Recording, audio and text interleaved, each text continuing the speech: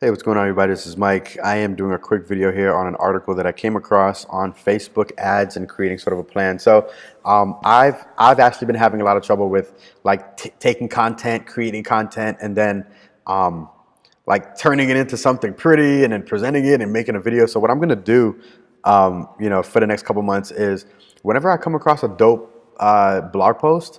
I'm gonna read it and I'm gonna go back through it and let you know my thoughts on it. So I'm gonna scroll through here, um, you know, with from a in a blog, and I'm gonna tell you what my thoughts are on the high points of the blog. So the title of this blog by DigitalMarketer is the 7-Step Facebook Ad Plan: Lessons Pulled from the Digital Marketer Vault.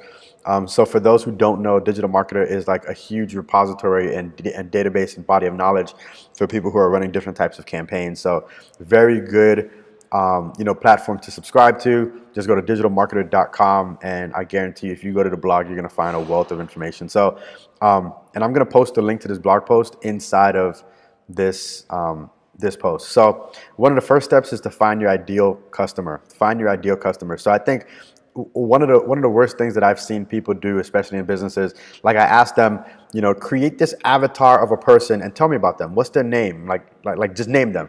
Um, if someone's not able to say the statement, my customer avatar is Sally. Sally is between the age of 30 and 45. Sally has one kid, not two. Sally's single. Sally owns her own house. Sally's working and she makes between 50 and 100 grand.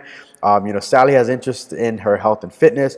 If you can't characterize who that person is by being able to describe them a little bit, then it's very difficult to run an ad, because what you're doing when you run an ad, you're leveraging what Facebook knows about people. That's what you're paying for. You're not paying just to run an ad to run an ad. If you just want to run an ad to run an ad, go run an ad on the radio or on TV. You don't do any targeting when you run those type of ads, but you pay a little bit more to run social media ads because you're getting in front of the ideal customer. So that's one of the first things, one of the first steps. The second step is to learn best practices. So, for anybody that understands, social media, you know that your brand and the platform you build goes a long way. And there's just certain things that you have to do on a consistent basis to be able to create something that's going to be fruitful. So this part is just, telling you a little bit. Step 2 is basically stating that you need to have certain best practices to ensure that any ad campaign that you run complements your engagement. So an example would be, like, let's say you make a post within a group, right? By the way, groups are one of the highest engaging places on social media. It's not your personal profile and it's not your business page. It is groups. Groups are, when you're in a group, you're telling Facebook that the conversations within this group is highly relevant to these topic areas or these interests. So Facebook presents those posts the most to people. So best practice would be, you get into a group, you post a question or you pose a question, people start responding, you engage, and then after that you invite them to your page, right?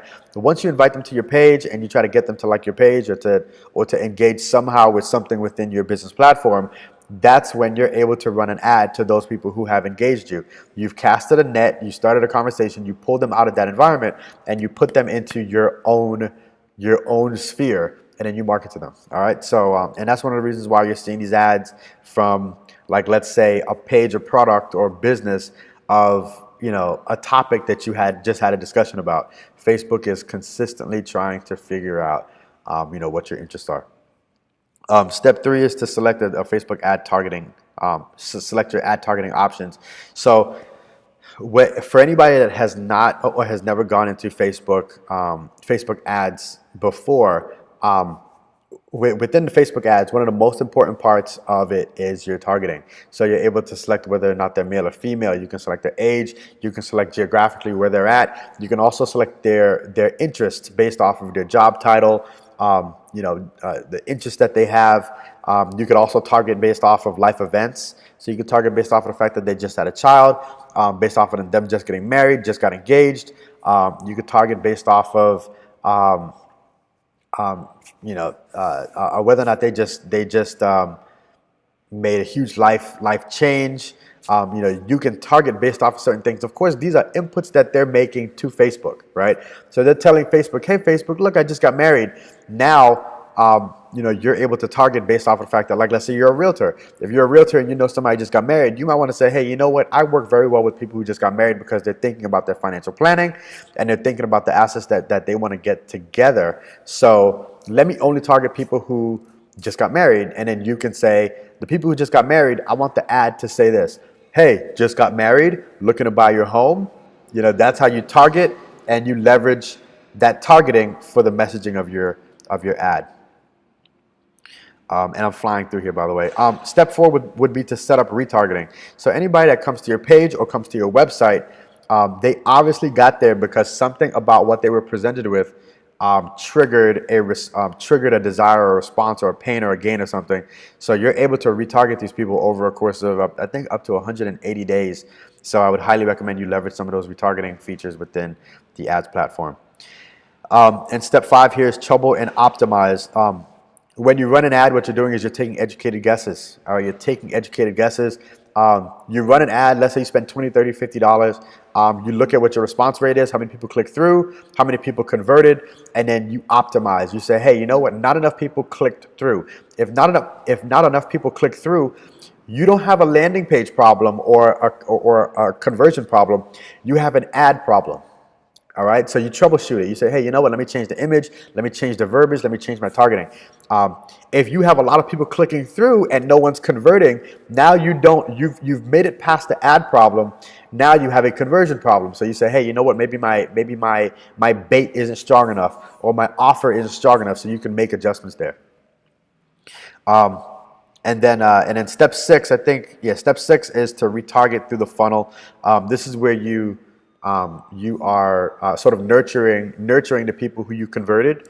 The fortunes of the follow-up. So you got to nurture them. You got to provide them with additional resources, emails, social content. You just nurture that so that you can become highly relevant and you can gain their trust.